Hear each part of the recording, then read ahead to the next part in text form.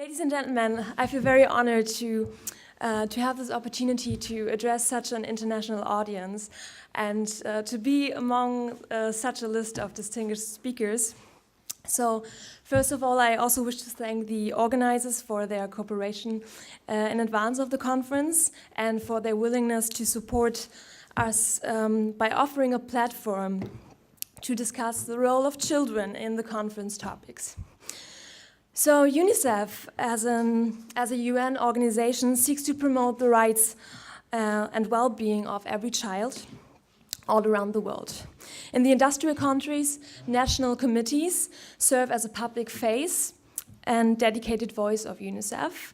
So these committees work tirelessly to raise funds from the public, from the private sector, promote children's rights, and secure worldwide visibility for children threatened by poverty, disasters, armed conflict, abuse, and exploitation.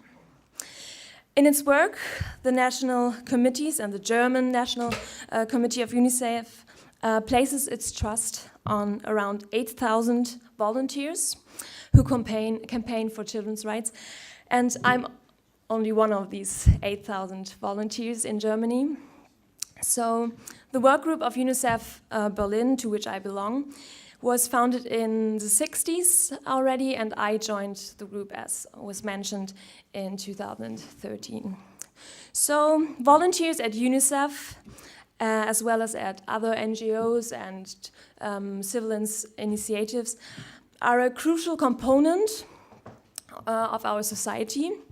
And with my work, I hope to not only increase the visibility for children and the implementation of their rights, but also to inspire more and more people to get involved with things they want to see advance. So this month, UNICEF commemorates its 70th anniversary, and I would like to remind you of the fact that, well, UNICEF's origin is in Europe.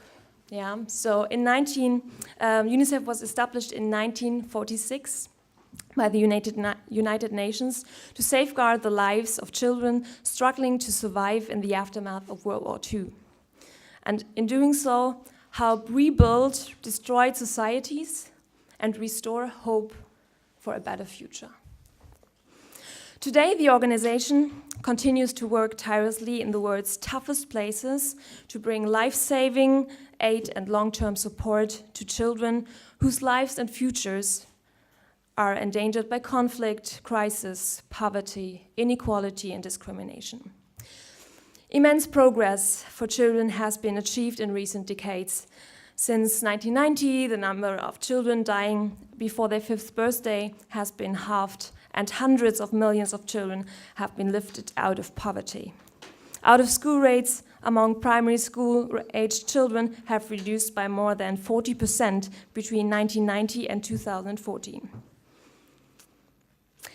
Despite significant progress, too many children are being left behind because of their gender, their race, their religion, their ethnic group, or disability.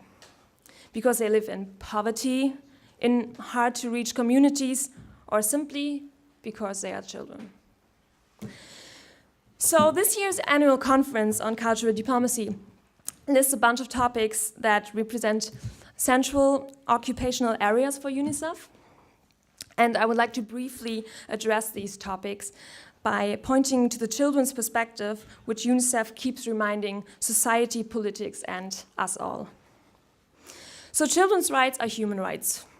And UNICEF, together with many partners, advocates for these rights throughout the world. So the Convention of the Rights on the Rights of the Child that sets out these rights and guides the work of UNICEF was adopted by the UN in 1989. And as all UN countries, except one, ratified the convention, we can certainly call them global rights, global children's rights.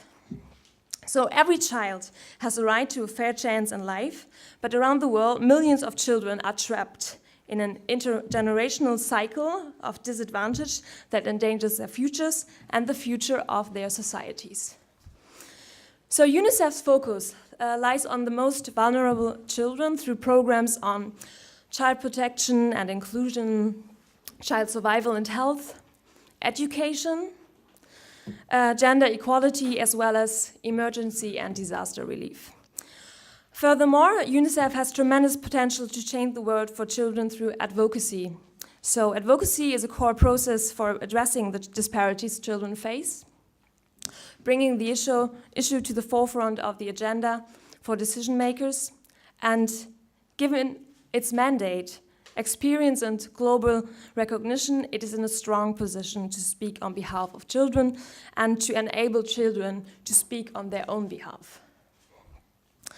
So UNICEF has a well-developed history of realizing this potential. Since its inception in 1946, advocacy has been one of the organization's key functions and at the heart of the programs, which over the years have been central in its effort to fulfill children's rights.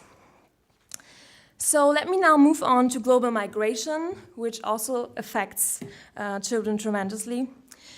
So the UN reports 244 million international migrants who have moved across an international border. Among these, there are 31 million children. Every one of these children, as well as those that are uprooted within their own borders, deserves to be protected and to enjoy their full complement of rights. But when we talk about global migration, we must also differentiate between voluntary and forced migration. And refugee children play an important role in these numbers. So in July, UNICEF published a report, which you can also find at our information booth, about the growing crisis for refugee and migrant children. And this report paints a sad and sobering total global picture of the lives and situations of millions of children and families affected by violent conflict and other crises.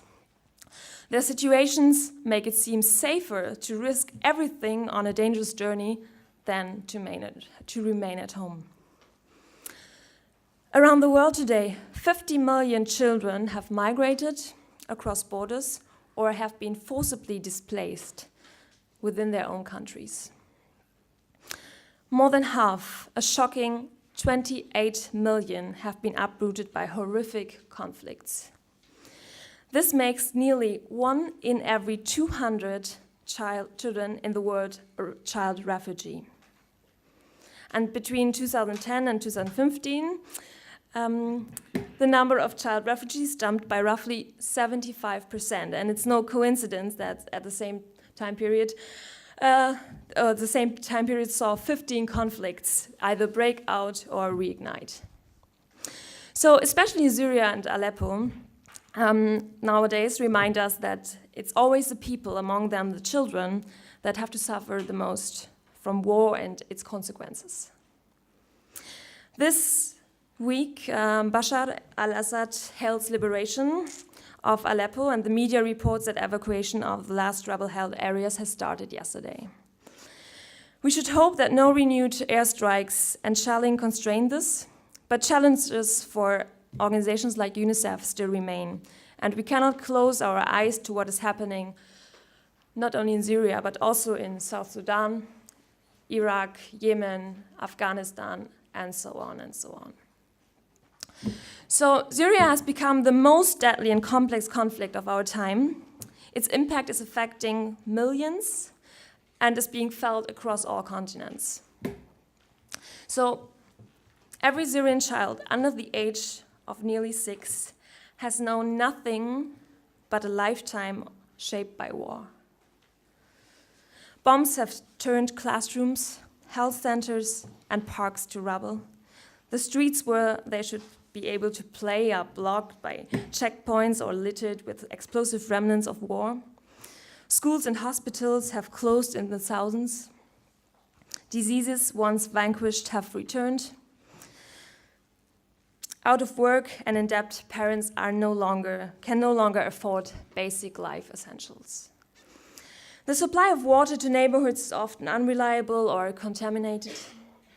And in some parts of Syria, once a developed and self-sufficient country, children are dying of severe acute malnutrition. So UNICEF is a big supplier in emergency relief and is, for example, responsible for the water supply program in refugee camps and also in Aleppo. But after satisfying the most urgent needs in such as nutrition, vaccination, sanitation, UNICEF's main focus lies in child-friendly spaces and the supply of education. So in the child-friendly spaces, children can just play, so they are like in a secure place within the refugee camp, for example. They can just play and be children while getting some basic education. And education, while we all know being an investment in the future of the children, as well as their societies, also represents in this camp life, in this refugee life, represents some routine and hope, which can make a big change in the life of a child. So, yet, 1 in 4 children in conflict zones are out of school and potentially will be part of a lost generation that misses out on education. UNICEF therefore calls for the safety of schools, as schools, teachers, and pupils are civilians that are protected by international conventions. Let me move on. So, UNICEF is applying diplomacy also in their negotiations, both in emergency relief and their advocacy work. So, UNICEF diplomats always have in mind what is best for the children by focusing special efforts on reaching the most vulnerable and excluded children.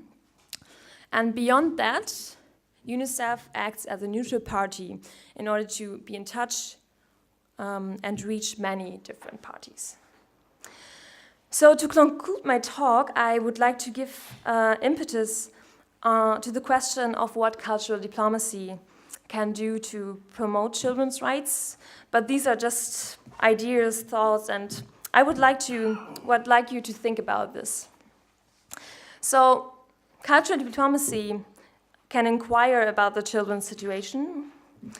I guess that cultural diplomacy can also increase awareness of children's situations and their rights. And cultural diplomacy can remind people and decision makers of their own childhood and inquire about what was crucial to them as a child. So childhood belongs to the culture, and our children shape our culture, currently and in the future. So let us ask children about their view on culture and let them decide and participate. I would like to thank you for listening, and I also would like to let you know that we have an information booth at the conference that is equipped with material related to the topics I just addressed. Furthermore, during this conference, you can meet volunteers of our group during every lunch break. And, well, although as a volunteer I cannot represent a UNICEF diplomat or a politician, I would be happy to answer any questions now or during the coffee break about our work. Thank you so much. Thank you very much, too, for this so inspiring speech. So, we have already many questions. Let's start.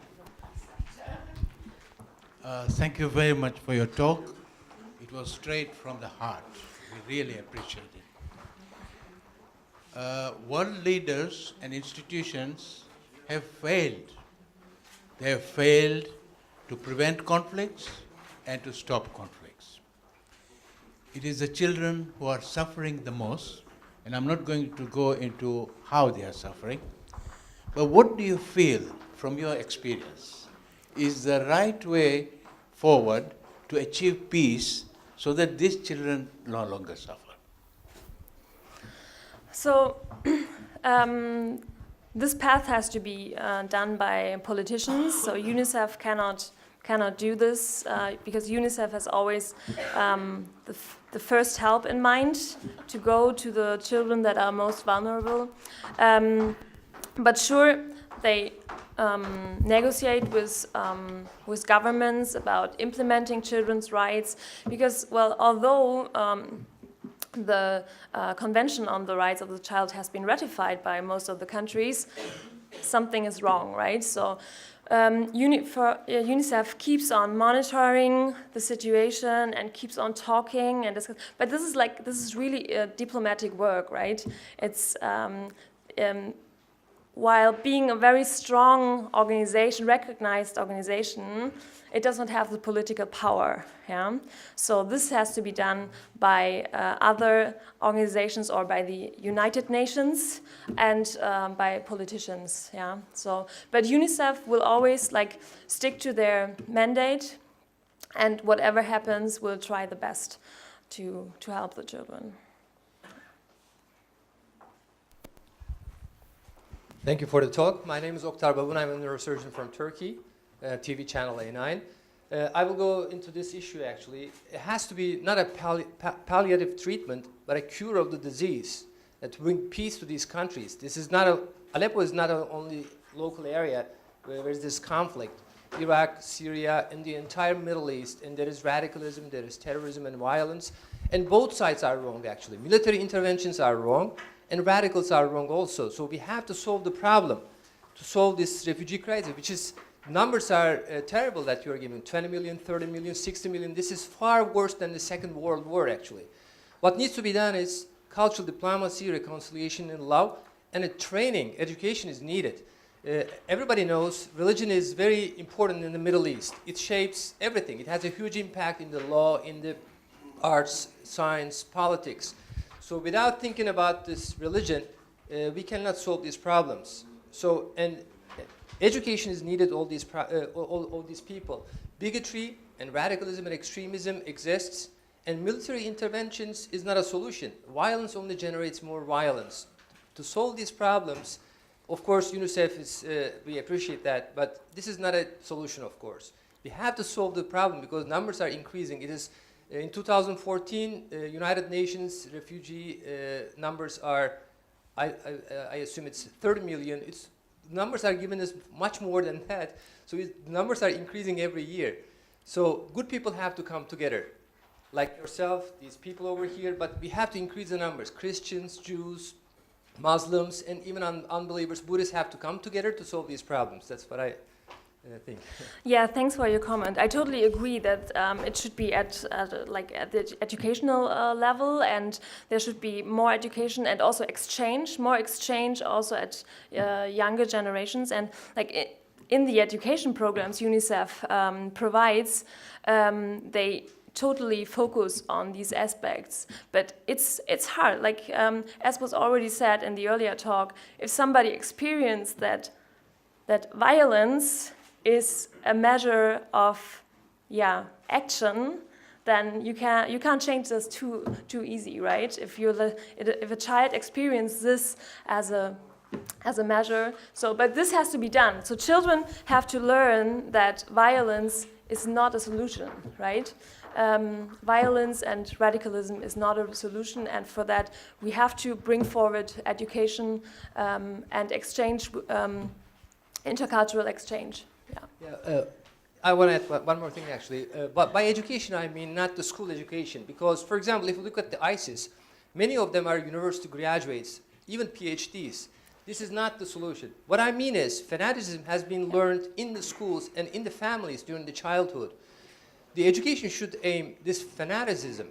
What they believe is bigotry, is the superstitions which does not exist in the Islamic religion.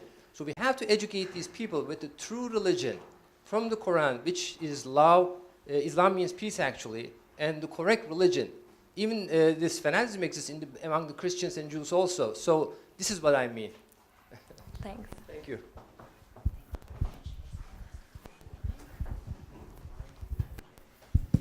Thank you for the presentation. My name is Holly. I'm from China, and as we know, in China we have one-child policy. I'm so lucky. I'm the second one, and I'm a female. So I always thank my parents.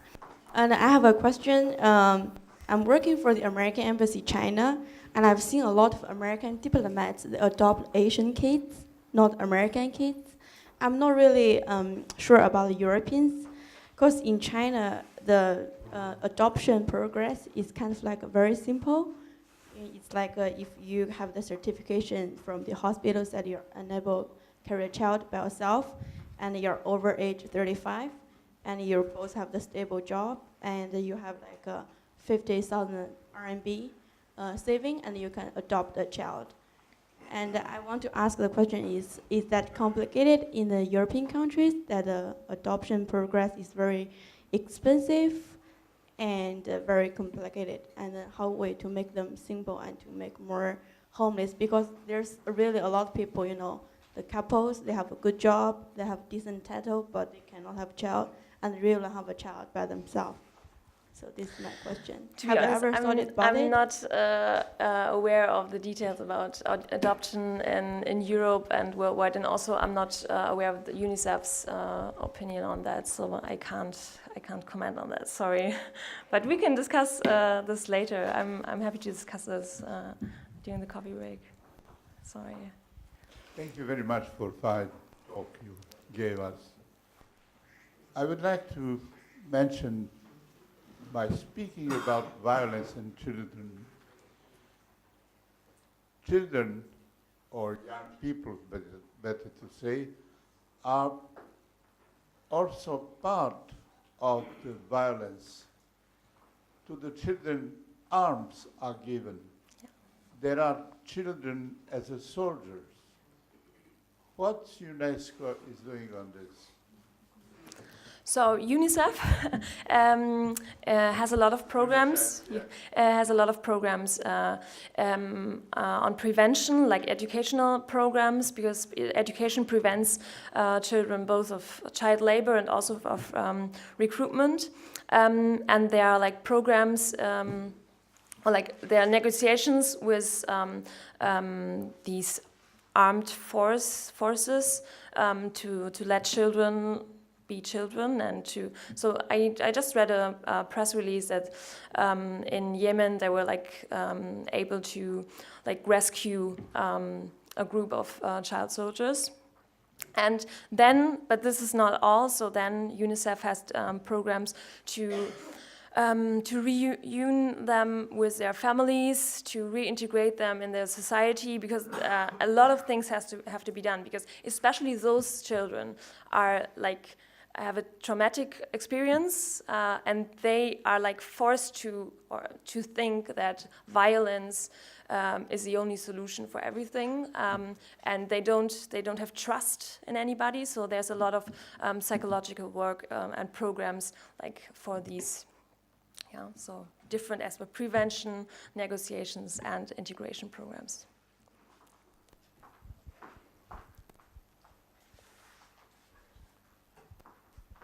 Hello, my name is Jagrati. I'm a master's student here. I wanted to ask you, a lot has been said about violence against children, like the survivors of war or the children who've been migrated. But what role or efforts does the UNICEF put when a crime committed against the children is done or committed by a child itself? Because when children commit crime against other children, it causes a psychological trauma, because they're always together because they're of the same demographics, and they interact more than they interact with the adults. So it causes a traumatic experience for them, which they carry forward. So what role or efforts So does... in which context do you pose that crime question? against children by children. But like with In terms of- refugees, or like in general? In general, In in terms general. of bullying or even child rape or whatever. Yeah. So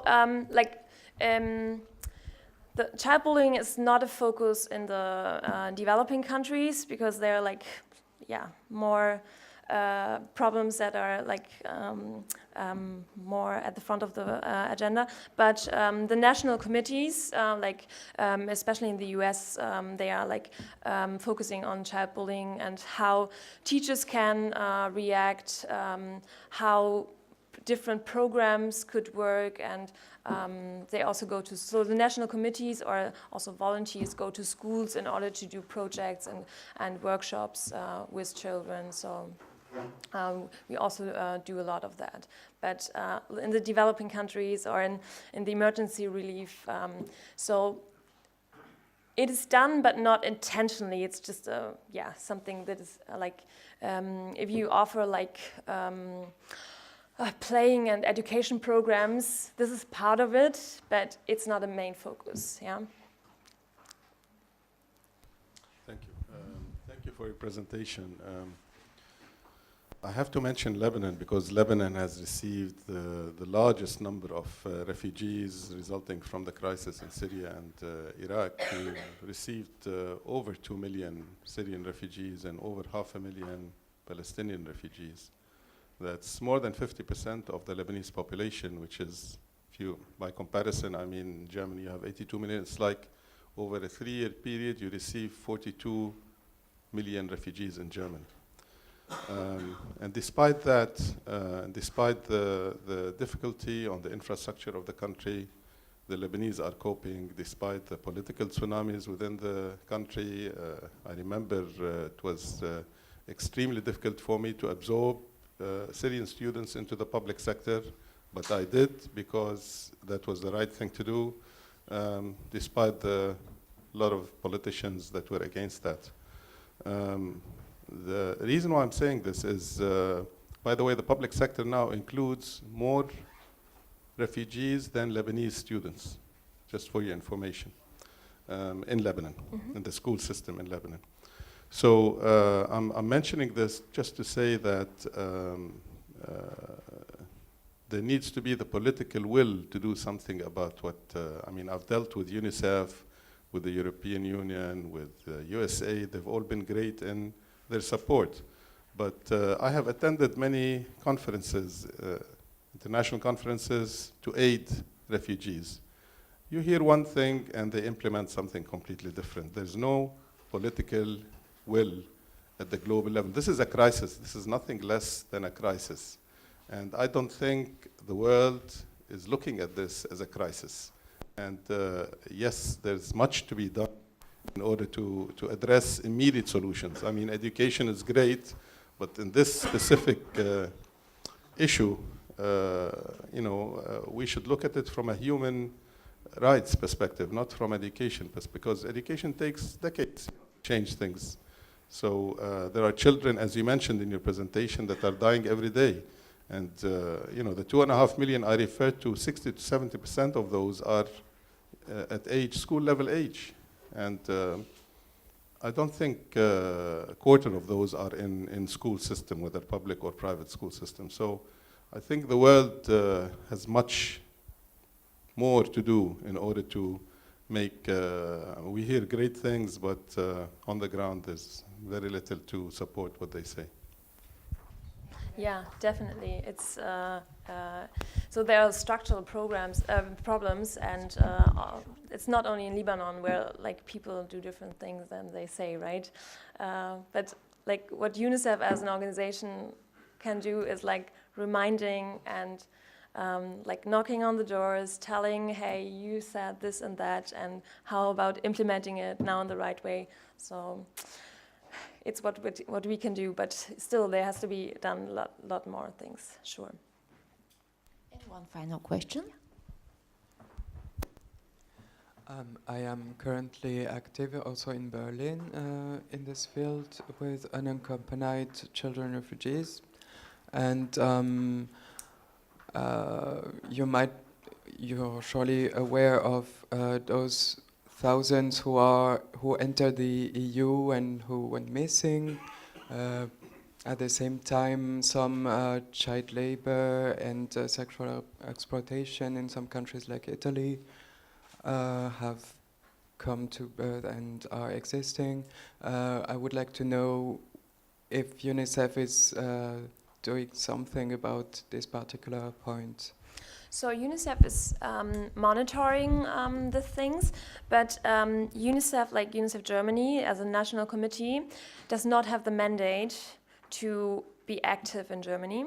So we can do public work, and we can raise donations and talk to children, talk to children in the schools, and increasing the awareness. But UNICEF does not have the mandate to say, UNICEF Germany, the national committee of UNICEF Germany, does not have the mandate to say, we have to change this and do that. But what happened, so the German government contacted UNICEF International about 1 year ago, and they started an initiative in order to take the experience UNICEF gained in the refugee camps in their work worldwide in Germany, and so they apply minimum standards on refugee camps. There in Germany we now have 25 pilot refugee houses around Germany, and the plan is to increase them, and this is done together with Ministry for Family Affairs. And so there's last year an international office opened in Berlin to proceed on that and to monitor, to set the standards and to implement them, to help implementing them. Thank you very much one more time. Please approach Ms. Detmers with your question and comments during the break. And now join me in a big round of applause for Ms. Gunda-Alexandra Detmers. Thank you.